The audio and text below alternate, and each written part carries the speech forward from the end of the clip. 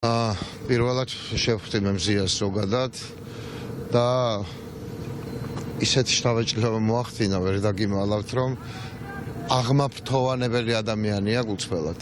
აღმაფრთოვანებელი და ამ ქალის ციხეში ყოფნა ისეთი ნონსენსია, რომ უბრალოდ აღწერაც შეუძლებელია, მაგრამ მზია არის პირდაპირ ვიტყვი წამების და არახუმანური მომყვრობის მსხვერპლი. ერთ მნიშვნელოვანი ამბავია ეს, მან არ უშველის არაფერი, ვერანაირი ინტერპრეტაცია ვერ იქნება. ადამიანი, რომელსაც არ დაალევიეს წყალი საათების განმავლობაში, სწორედ იმ რაგვარი იყო გებუაძის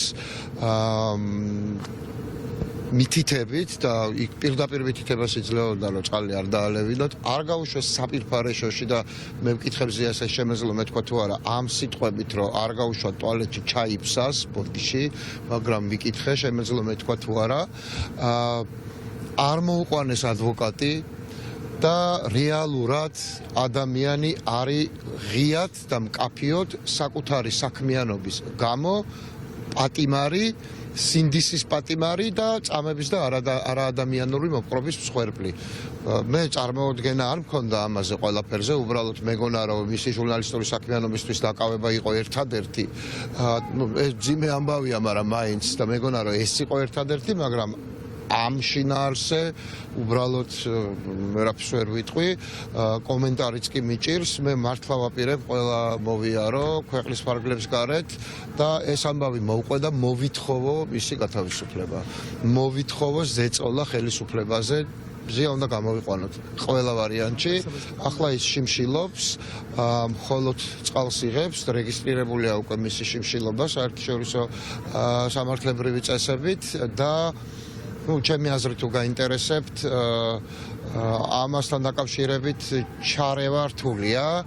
მეც ვუთხარი, რომ ჯობდა იქნებ, მაგრამ მზიას პასუხი არის ცალსახა და მიმართვაც მისი კოლეგების მიმართ, რომ მისთვის ეს მოწოდებები ცოტა პრობლემატური და ტრაუმულია და მთავარი რაც მან ითხოვა, რომ ყველა დაუბრუნდეს თავისი მოვალეობის ზედმიწევნით შესრულებას. ესეც ერთ-ერთი აღმოფრთოვანებელი დეტალი იყო ჩემი მასთან ურთიერთობის მართლა გეუბნებით და ძალიან გამბედავი და სწორი ადამიანი გავიცანი და ბედნიერი ვარ, რომ გავიცანი, თუ კარგი იქნებოდა, რომ სხვა ვითარებაში მომხდარიყო ეს და მისი ხერხემალი ყარია, ასე ვთქვათ, გადატანითი მნიშვნელობით თავისთავად ცხადია, ის არის ნამდვილი მებრძოლი ჟურნალისტი და ყველა თავის კოლეგას და გულშემატკივარს მოუწოდებს, რომ დაუბრუნდნენ ჟურნალისტურ და სამოქალაქო ბრძოლას. ის კარგად არის, ის მხნედ არის და მისთვის მნიშვნელოვანია რა ხდება გარეთ, როგორ ვებრძვით ჩვენ ყველანი ერთად რეჟიმს. როგორი მოპყრობის მსხვერპლიც იყო, ეს მიაწოდა მან სპეციალურ საგამოძიებო სამსახურსაც, თუმცა საკმაოდ დიდი ხანია გასული აქედან და ელემენტარულად უფლებამოსილება არ აქვს შეჩერებული პოლიციელს, რომელსაც ძალადობაში. არა, ეხლა საბას ამბავში კიდევ უფრო უარესი ამბავია საკუთრივ პოლიციელებზე, მაგრამ ხო, საბას ნაწილში იმიტომ შევეხე, რომ ის აღიარეს მსხვერპლად და მზია არ აღიარეს და მზია ნამდვილად მსხვერპლია, ის უნდა იყოს აუცილებლად აღიარებული, როგორც დაზარალებული ყველა შემთხვევაში. მაგრამ მე გეტყვით, რატო არ ხდება ეს? იმიტომ რომ თუ ის იქნება დაზარალებულად აღიარებული წამების და არახუმანური მოპყრობის ნაწილში, მისი ჯანმრთელობის მდგომარეობაც იქნება გამოკვლევის საგანი და მას ექნება მიმართვა ახლად გამოვლენილი გარემოების გამო მიმართვის უფლება სასამართლოში გათავისუფლების წინასწარი პატიმრობის შეცვლის შესახებ. ამიტომაც ამას არ აკეთებენ, იმიტომ რომ ეხლა სასამართლომ ნახეთ, რომ დახურა ყოველგვარი შესაძლებლობა აპელაციამ არ მიიღო ეს საჩივარი. მე მოუწოდებ სპეციალურ საგამოძიებო სამსახურს ეს გააკეთოს დაუყოვნებლი და მერე მზიას ძალიან კვალიფიციური ადვოკატები ყავს საიადან, დარწმუნებული ვარ, რომ ეს შესაძლებელი იქნება. მოკლედ, ნებისმიერ შემთხვევაში დიდი სივრცეა სამუშაოდ და მე ვაპირებ მუშაობას ქვეყნის ფარგლებს გარეთ. საბას ამბავი უმძიმესია. მე ვაპირებ ორივე შემთხვევასთან დაკავშირებით, მე დეტალურად დავწერო და საზოგადოებას ეს გავაცნო, უბრალოდ ეხლა ჩემთვის ეს მოუხერხებელია უბრალოდ ამდენის მოყოლა. უმძიმესი პრობლემა ადამიანი არის ორჯერ ნაცემი, მათ შორის ქალი გამომძიებლის თვალდასწრებით, აქვს ქონდა ტვინის შერყევა, არ უშვებდნენ საპირფარეშოში, არ მოუყვანეს ექიმი, არ მისცეს ადვოკატის მოყვანის შესაძლებლობა და მეორე ექიმმა ასევე ქალმა კაპეზეზე უთხრა, რომ საჭირო არ იყო მისთვის სასწრაფოს გამოძახება, იმიტომ რომ სასწრაფო დააუქმებდა არსებულ ვითარებას ადამიანი, რომელიც მის თვალწინ არ წია ბოდიში ამ სიტყვისთვის პარკში.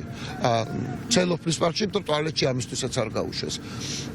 უმძიმეს ვითარებაა მეგობრებო, ჩვენ გვყავს წამებელი პოლიციელები, მარტო გარეთ კი არა, შიგნით განსაკუთრებული სისასტიკით აწამებენ ადამიანებს. ამიტომ რეალურად ჩვენ ამას ყურადღება უნდა მივაქციოთ, ეს ხალხი უნდა მოვიშოროთ. სხვა შანსი არის, ჩვენ არ ყავს პოლიცია, რომელიც ჩვენს ზღუნავს. ვისაუბრეთ ერთი კითხვა დავასვით თუ შეიძლება. როდესაც ვისაუბრეთ რომ ტრამპის საგარეო პოლიტიკიდან გამომდინარე რომ დაფინანსება შეწყვიტა, საგარეო ურთიერთობების შეიცვალა კი ვიგულისხმე არასამთავრობო ორგანიზაციები ძირითადად მესამე სექტორი და საერთაშორისო ორგანიზაციები. ვთქვით რომ ქართული ოცნების დამსახურება ეს რომ დაფინანსება შეწყვიტა და ის მის დაკონკრეტება მინდა. როდესაც მესამე სექტორს შეუწყვიტა ფაქტიურად დაფინანსება, იმას როგორ შეაფასეთ ამ გადაწყვეტილებას? ვიცით რა, ეს მათი გადასაწყვეტია. რეალურად ეხლა რუსული კანონის პირობებში იმ ვითარებაში, როდესაც ხელისუფლებამ შეიძლება ეს თანხები ჯარიმების სახით წაიღოს, ამ ვითარებაში ძალიან რთულია ვინმეს გამტყუნება, რომ საქართველოში ფული არ შემოწმ, მაგრამ ეს კატასტროფაა ჩვენთვის. არა მარტო სამოქალაქო სექტორისთვის, სამოქალაქო სექტორი ასაქმებს ათასობით ადამიანს და ეს მოქმედებს ადამიანების ცხოვრებას. უშუალოდ ადამიანების ცხოვრებაზე, იმიტომ რომ მარტო იურისტებს და რაღაცა მაღალი განათლების ხალხს კი არ ასაქმებს არასამთავრობო სექტორი და არასამთავრობო სექტორი ასევე მარტო ადამიანის უფლებები ხო არ არის. არის უამრავი ორგანიზაცია, ფერმები, კლინიკები, ბატონო? თითქოს ევროპის მხრიდან ისეთი პოზიცია იყო, რომ იმ რთული პოლიტიკური მდგომარეობიდან გამომდინარე, მესამე სექტორს ჭირდებოდა უფრო მეტი თანადგომა, უფრო მეტი დახმარება.